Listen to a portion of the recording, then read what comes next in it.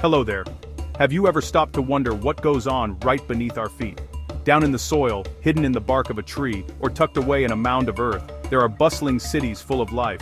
These are the societies of insects.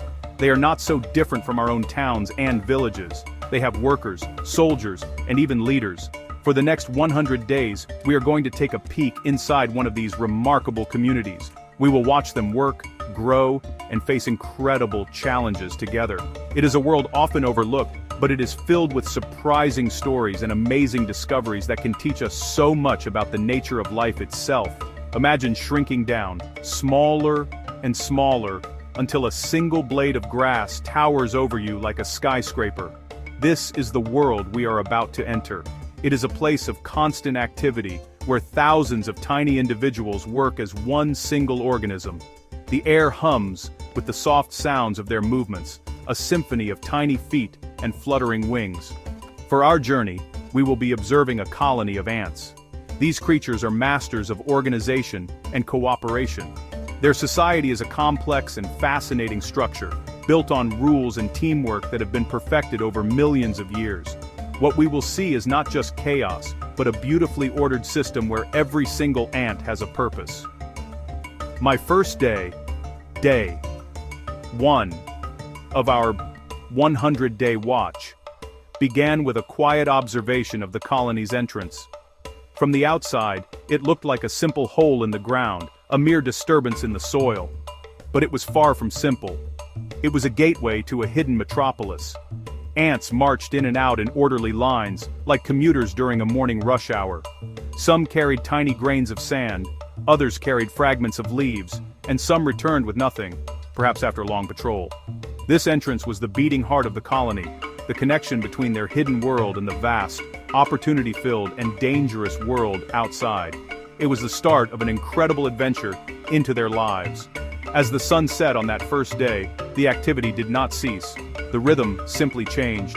The daytime foragers returned, and a different shift of workers emerged. Some were tasked with clearing debris from the tunnels, while others tended to the young deep within the nest. It became immediately clear that this society never truly sleeps. It is a continuous 24-hour operation, a testament to their incredible dedication and drive to survive and thrive. The journey had only just begun, but I was already captivated by the sheer complexity and purposefulness of this miniature civilization. The next 99 days promised to reveal even more of their extraordinary secrets. Inside this bustling ant city, not everyone does the same job. Just like in our own societies, there are specialists. The vast majority of the ants you see are workers. These are all females, and they are the backbone of the entire colony. They are the builders, the nurses, the cleaners, and the food collectors. Their lives are dedicated to the well-being of the whole community. They work tirelessly from the moment they are born until their very last day. Without the relentless effort of these workers, the colony would simply fall apart. They are the engine that drives this incredible insect society forward, day after day. Then, there are the soldiers. These ants are often larger than the workers, with bigger heads and more powerful jaws. You can spot them easily. Their job is a crucial one: defense. They stand guard at the entrances to the nest, ready to fight off any intruders. If a dangerous predator like a spider or a rival ant colony attacks, the soldiers are the first line of defense. They will bravely charge into battle, sometimes sacrificing their own lives to protect their home and their family. Their presence allows the workers to go about their daily tasks in relative safety, ensuring the colony remains secure from outside threats. Deep within the nest, hidden away in a special chamber, lives the most important individual of all, the queen. There is usually only one queen in a colony, and she is the mother of every single ant.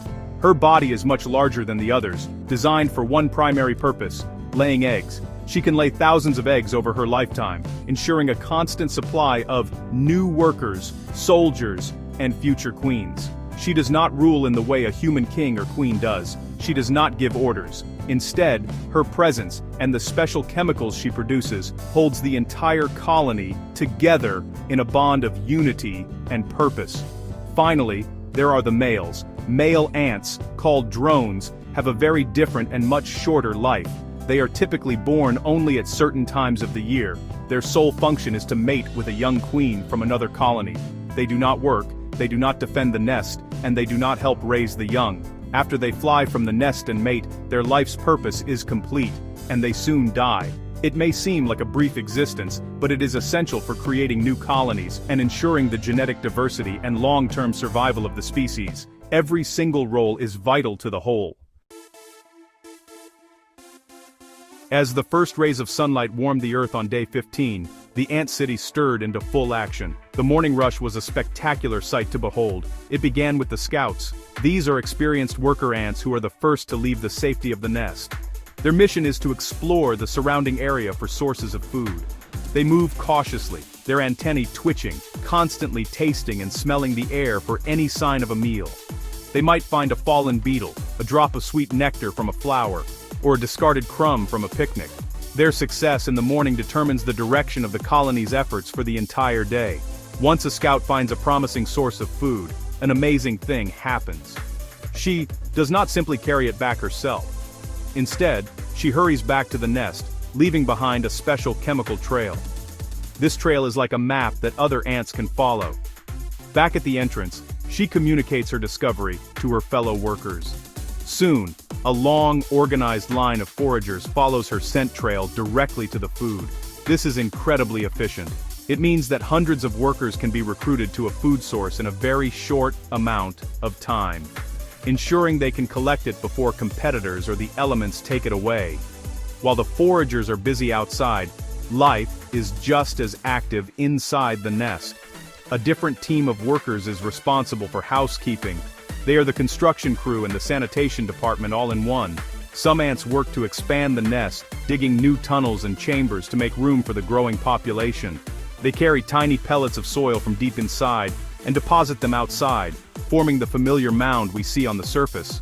Others are tasked with waste management, carrying away dead ants, food scraps, and other debris to designated refuse areas, keeping the nest clean and preventing the spread of disease. Meanwhile, in the deepest and most protected chambers of the nest, another group of workers, the nurses, are tending to the colony's future. They gently care for the queen, feeding and cleaning her as she produces a steady stream of new eggs. They also look after the eggs themselves, moving them to chambers with the perfect temperature and humidity. They lick the eggs to keep them clean and free from fungus. This tender, careful work is vital. The health and safety of these tiny eggs represent the continuation of the entire society, a responsibility the nurse ants perform with unwavering dedication. How does a city of thousands or even millions of individuals coordinate its actions without a single spoken word? By day 28, it was clear that insects have a rich and complex language all their own. It is a language of touch and, most importantly, a language of chemicals. Ants are constantly communicating with each other. When two ants meet, they will often stop and touch each other with their antennae. This is not just a simple greeting. They are exchanging important information about their health, their role in the colony, and even what they have recently eaten. It is a quick check-in, a way of staying connected to the colony's network. The most powerful form of communication, however, is through pheromones. These are special chemical scents that each ant can produce and detect. We saw this with the food trail, which is a type of pheromone that says, "Follow me. There is food this way." But there are many other chemical messages. There is a different pheromone that signals danger. If an ant is attacked or injured, it can release an alarm pheromone. This scent instantly spreads through the nearby area, alerting all other ants to the threat. It tells them to either flee for safety or, in the case of soldiers, to rush to the location and fight. This chemical language is also what holds the colony together. The queen continuously produces a special queen pheromone. This scent is passed throughout the entire colony as workers tend to her and then interact with other nestmates. This pheromone lets every ant know that their queen is alive and healthy. It has a calming effect and suppresses the development of other females into potential rival queens. If the queen were to die, the scent would fade. This absence of her chemical signal would be the message that triggers the colony to begin the process of raising a new queen. It is a simple, yet brilliant system of control. Beyond just alarm and food, there are pheromones for almost every aspect of their lives. There are scents that identify members of the colony, acting like a national passport. Any ant that does not have the correct scent is immediately identified as a stranger and an intruder. Young ants, the larvae, also produce pheromones that tell their carers they are hungry and need to be fed. This silent chemical conversation flows constantly through the nest, a hidden network of information that allows the colony to function as a single, coordinated superorganism. It is a language written on the very air they breathe. Deep inside the earth, in the warm and humid nursery chambers, the future of the colony was taking shape. By day 45, I had spent many hours observing this incredible process. The queen, a magnificent egg-laying machine, produced tiny, pearly white eggs day after day. But she did not care for them herself. That task fell to the nurse ants. They would gently pick up each new egg with their mandibles and carry it to a special egg chamber. Here, the eggs were kept together in neat piles, constantly cleaned and protected by their dedicated carers. This was the very first stage of an ant's life. After a few weeks, the eggs hatch, but what emerges is not a tiny ant. Instead, a small, white, legless creature wriggles out a larva. The larvae look more like tiny worms than ants, and they are completely helpless. They cannot move on their own, and they cannot feed themselves. Their entire existence depends on the nurse ants. The nurses feed the larvae constantly, sharing pre-digested food with them in a process called trophallaxis. As the larvae grow, they shed their skin several times. The nurses are always there to assist, keeping them clean, and ensuring they have everything they need to grow strong. Once a larva has grown large enough, it enters the next stage of its life. It spins a silken cocoon around itself, or in some species, it simply transforms into a motionless form called a pupa. The pupa look like pale, mummified versions of adult ants. They do not eat or move. From the outside, it seems as if nothing is happening. But inside this protective casing, a magical transformation is taking place. The worm-like body of the larva is being completely reorganized, developing legs, antennae, a segmented body, and all the internal organs of an adult ant. It is a process of complete metamorphosis. Finally, after several more weeks, the wait is over. The adult ant is ready to emerge. It is still too weak to break out of its cocoon on its own. Once again, the ever-present nurse ants come to the rescue. They carefully tear open the cocoon and help the young ant out. This newborn ant, called a callow, is soft and pale. For the first few days of its adult life, it stays within the nursery. Its first job is to help the nurses, learning the ways of the colony, in the safest part of the nest. Soon, its body will harden and darken, and it will be ready to join the workforce and contribute to the society that raised it. As the colony's population swelled with the constant stream of new adults, their home began to feel crowded. Around day 62, a new phase of intense activity began. A major expansion project. The existing network of tunnels and chambers was no longer sufficient. The decision to expand was not made by a single leader. Instead, it seemed to be a collective response to the increased traffic and congestion within the nest. More and more workers began to appear at the surface, each carrying a tiny pellet of soil. The mound above their city started to grow noticeably larger each day. The process of digging was a marvel of teamwork. The ants did not just dig randomly, they followed a clear architectural plan, even if it was not written down. Some ants were the primary excavators, using their strong mandibles to loosen the soil deep underground. Other ants then acted as a living conveyor belt. An ant would pick up a grain of soil, carry it a short distance, and pass it to another ant, who would then carry it further. This chain continued all the way to the surface, where the final ant in the line would deposit the soil pellet on the growing mound. This method was far more efficient than each ant making the long journey alone. The design of the nest was not just about creating more space, it was also about creating a perfect living environment. The ants instinctively dug chambers at different depths. The deeper chambers remained cool and moist, perfect for the sensitive larvae and pupae.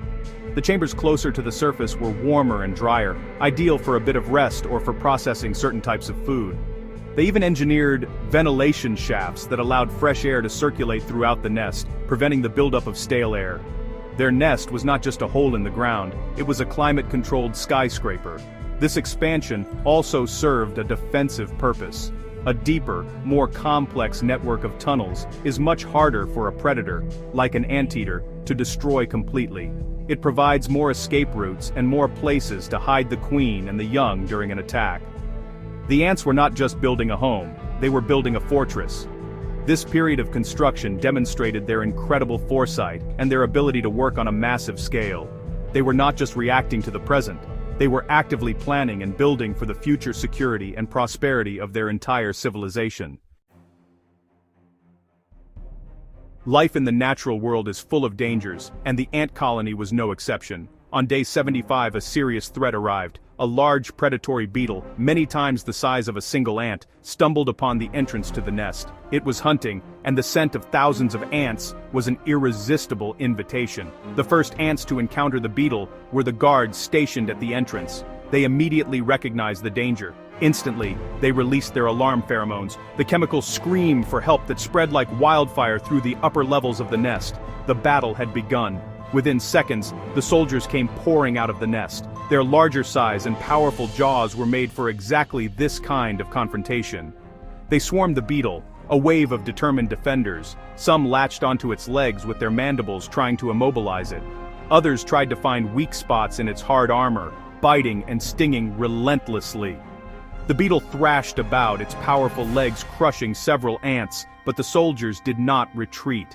They fought with a ferocity that was breathtaking to witness. Their only goal was to drive the intruder away from their home, no matter the cost to themselves. While the soldiers engaged the enemy on the front line, the workers inside the nest sprang into a different kind of action. They did not join the fight. Instead, they began securing the colony. Some workers quickly moved to block the entrances to the lower tunnels with pebbles and soil, creating barricades to protect the nursery and the queen's chamber. Other workers began evacuating the precious eggs and larvae, carrying them deeper into the nest, away from the danger zone near the surface. It was a perfectly coordinated emergency response, with each caste performing its specific duty to ensure the colony's survival. After a long and brutal struggle, the combined assault of the soldiers was too much for the beetle. Injured and overwhelmed, it finally gave up and retreated. The soldiers did not pursue. Their job was defense, not conquest. Victory came at a cost. Several soldiers lay dead or injured, but the colony was safe. The workers emerged to clear away their fallen comrades and repair the damage to the nest entrance. This event was a stark reminder of the constant dangers these insects face. It was also a powerful demonstration of their courage, their sacrifice, and the incredible effectiveness of their organized defense system. Following a week of heavy rain, the sun finally broke through on day 88, and the world was transformed. The damp earth released new smells, and many plants began to produce sweet nectar. For the ant colony, this was a golden opportunity. The scouts, ever vigilant, quickly discovered a massive new food source, a bush of aphids just a dozen meters from the nest. Aphids are small insects that feed on plant sap, and they excrete a sweet sugary liquid called honeydew. To ants, honeydew is a precious, high-energy food like a river of soda pop. The discovery triggered one of the largest foraging operations I had witnessed. The scout who found the aphids raced back, laying a strong, clear pheromone trail. The message was urgent and exciting. Soon, a superhighway of ants formed between the nest and the aphid bush. The line of ants was so dense and organized it looked like a single, dark, pulsating vein on the forest floor. The ants did not harm the aphids, instead they engaged in a remarkable behavior. An ant would approach an aphid and gently stroke it with its antennae. This action encourages the aphid to release a drop of honeydew, which the ant eagerly drinks up. The ants were not hunters, they were farmers, tending to their livestock. This process, often called milking, is a beautiful example of symbiosis, where two different species help each other. The ants get a reliable and rich food source. In return, the aphids receive protection. While the forager ants were collecting the honeydew, soldier ants patrolled the bush. They chased away any predators, like ladybugs, that came to eat the aphids. The ants were effectively acting as bodyguards for their food source, ensuring its continued productivity. This sophisticated relationship showed a level of planning and interaction that goes far beyond simple food gathering. For the rest of the day, the ants worked tirelessly, carrying their precious cargo of honeydew back to the nest in their stomachs. Once inside, they would regurgitate the sweet liquid to feed the queen, the larvae, and the other workers who remained inside. This massive influx of energy would fuel the colony for days to come. It would allow the queen to lay more eggs and the workers to build more tunnels. The great forage was more than just a meal.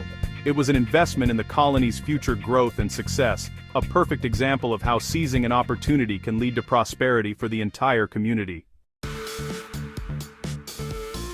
As day 100 arrived, my time observing this miniature world came to a close. In just over 3 months, I had witnessed a society in constant motion. I saw a city expand, a new generation rise, a ferocious battle won, and a great feast gathered. The colony was more populous, and its territory more secure than when I had started. These tiny creatures, which we so often ignore or step over, had demonstrated some of the most powerful principles of survival. Their success is not built on individual strength, but on the absolute power of cooperation. Every ant works for the good of the whole, not for itself. The most profound lesson from the ant colony is the importance of unity and selflessness. There is no internal conflict for power, no greed, and no ego. Each individual has a role, and it performs that role with complete dedication. The worker forages, the soldier defends, and the nurse cares for the young, all for the collective benefit. They understand that their own survival is completely dependent on the survival of the colony. It is a simple but powerful truth that we humans can sometimes forget. We are stronger together, and our greatest achievements come when we work for a common good. Their ability to communicate and organize is also something to marvel at. Without a single command being shouted, they can mobilize thousands for construction, defense, or foraging. Their silent language of chemicals and touch allows for a level of coordination that is both complex and incredibly efficient. They show us that there are many ways to communicate, and that listening, or in their case smelling, is just as important as speaking. Their society runs smoothly because every member is constantly connected to the network, aware of the colony's needs and ready to respond in an instant. Finally, spending 100 days with these insects has filled me with a deeper sense of wonder for the natural world. It has shown me that even the smallest of creatures live lives of enormous complexity and purpose. They face challenges, they innovate, and they build legacies for the next generation. They remind us that there are entire universes teeming with life and drama right under our noses, if only we take the time to look. The ant colony is a testament to the resilience of life, and a beautiful, living example of what can be achieved when individuals come together to work as one.